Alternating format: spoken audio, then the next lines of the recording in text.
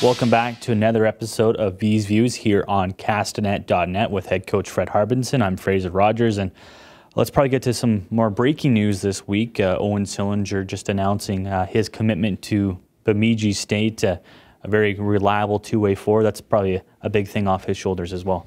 Yeah, no, absolutely. Owen's a great kid. One of the better leaders on our team. Plays the game the right way every day. He brings an honest effort. Had a handful of schools that were dealing with him again, and Bemidji State's a great school. I've known the coaching staff there for a long time. Tom Saratori's son played here, so they really know the league and have had a good track record of getting strong players out of the BC Hockey League. Seems like a great fit. He's a Saskatchewan kid. Bemidji's kind of that rural type atmosphere, smaller campus. He felt really comfortable with the coaching staff as well. Yeah, they got a great new facility. Not that old, and they play in the WCHA. They have a chance to win. They've been to the Frozen Four. All the things, all the sort of the boxes got checked with what he was looking for, and he's going to have an opportunity. He's got to come back and play next year to clean up some academic stuff, and then which is great for us to get him back as a 20-year-old, and then off to Bemidji the following year.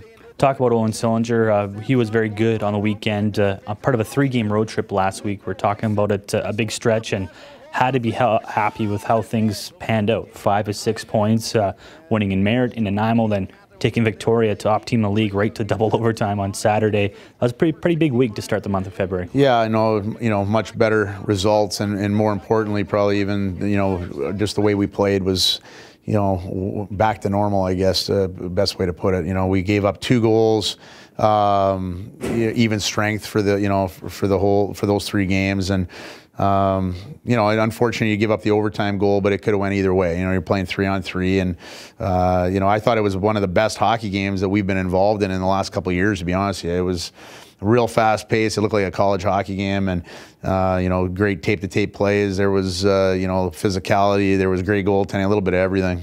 You look at the Victoria Grizzly game, you talk about the entertainment value. You look at overtime as well. You can't really walk away too disappointed. You talk about the excitement, and you tip your cap. Pretty good overtime winner as well from Nathan Loyson to win it. Yeah, it was a heck. If you're going to lose, lose on a goal like that. It was a nice play, and yeah, not making excuses, but they got to sit at home the night before. We were playing our third and 4. There was a lot of things that we could have used as an excuse, and instead we really pushed. I thought. As fast a team as they are, we skated with them, if not made them try to play, catch up with us. And so unfortunately, we had a couple chances to make it 2-0. We don't. Gives them the opportunity to tie it. They did, and you got to give them credit for finishing it off. We talked about the big picture and getting back to the way you wanted to play. It seemed like a real determined, gritty effort on the road, which was needed. They talked about Nanaimo and Merritt, and then on Saturday, do you see that confidence, that that quiet swagger that was coming back in the Vees game? It was something we talked about, and I felt it was back in our game. There's no question, and there's a different feel around the room now. You get some more bodies back. You get Gabe Bass playing, against Trail here now, and so.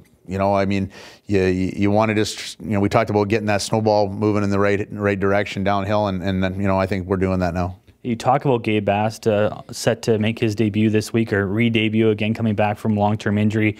You got James Miller back as well. That helps not just on the back end, but helps the offensive push, because guys that can carry the puck and create the offense from the blue line out. Yeah, it's not just one thing, right? I mean, if you have your solid D-core, you're spending probably less time in your own end, which gives you more time in the offensive end. So much of the game now is getting pucks from the goal line back to the blue line and then back to the net. And when you're missing some of your skilled defensemen, your guys that are more puck movers or have the big shot, and then some of those plays stall out, right? So it doesn't just affect one part of your game. It affects kind of everything, and you saw getting Millsy back definitely helped in some areas, and getting Gabe back once he gets the rust off should be even more so. We talked about the big challenging week last week, and the team did very well. The bar again is set with a challenging schedule. You got Trail on back-to-back nights and a big one at home against Wenatchee. A lot of buzz around that one. I guess playoff hockey, you could say, is almost starting now for the Penticton Vees here in early February. Yeah, well, this week you get 2 teams that score a heck of a lot of goals, and and both have scored against. We only had the one game against Wenatchee and gave up 4, and obviously Trail, we've had our ups and downs with them, and they've been able to score goals on us. So it's something that we need to really take pride in this week. I thought, like I said last week, we did a good job in our own end, and we'll have to do the same this week. And we need 3 games to clinch the division. No organization's won more than 4. We've won 5 now in a row, and a chance to win 6. It would be pretty special. Chance to raise more banners for the Vees this week. A busy schedule coming up. For Fred Harbinson, Fraser Rogers, this has been Castnet.net Vees Views.